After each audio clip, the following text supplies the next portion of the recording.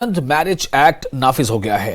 हुकूमत ने आनंद marriage act को नाफिज कर दिया है। सिख बिरादरी एक अरसे से इसके लिए मुतालबा कर रही थी। यह कानून सिख बिरादरी की शादियों को कानूनी शनाख्त और तहफ़्फ़ुज़ फराहम करता है।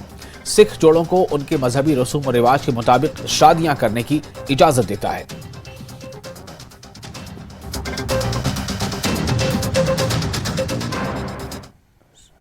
जम्मू कश्मीर के सिखां की बहुत लंबी मंग सी, पुरानी मंग सी, बहुत देर तो इंतजार सी कि उत्थों के सिखां नूं भी आनंद मैरिज एक्ट लागू होवे और अपने जिहड़े आनंद कारज ने शादी आ वो आनंद मैरिज एक्ट के तहत कर सकन। मैं धन्नवाद करदा देश के गृह मंत्री अमित शाह जी का, जदों असीं उन्हां दे संज्ञान 'च गल लैके आंदी, ਜਦੋਂ एक सिख डेलीगेशन ਨੂੰ ਦੱਸਿਆ कि ਸਾਡੇ वास्ते मिनोरिटी कमीशन और आनंद मैरिज एक्ट की की अहमियत आ, उन्होंने तुरंत ऑर्डर किया और गृह सचिव साहब की जिम्मेवारी लाई।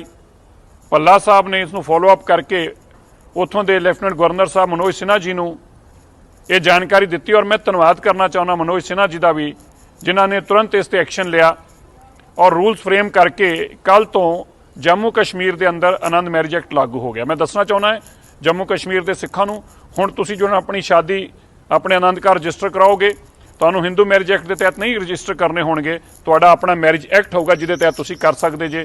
हुण मिनोरिटी कमीशन का साडा दूजा मुद्दा है, असीं उहदे ते भी लगे हाँ। जल्दी जम्मू कश्मीर के सिखां दे जिहड़े बाकी मसले भी ने, भावें बोली के मसले ने, पंजाबी दे लैके ने, भावें नौकरियां दे रिजर्वेशन दे ने, असीं सारे ते काम करदे पए हाँ। मैं जम्मू कश्मीर दीआं सिंह सभावां दा धन्नवाद करदा हां जिहड़ा मेरे च साथ दिंदे ने हमेशा साडा, और मैं देश के गृह मंत्री जी का फिर तो अमित शाह जी का बहुत बहुत धन्नवाद करदा हां जिन्हां ने इस संजीदा मुद्दे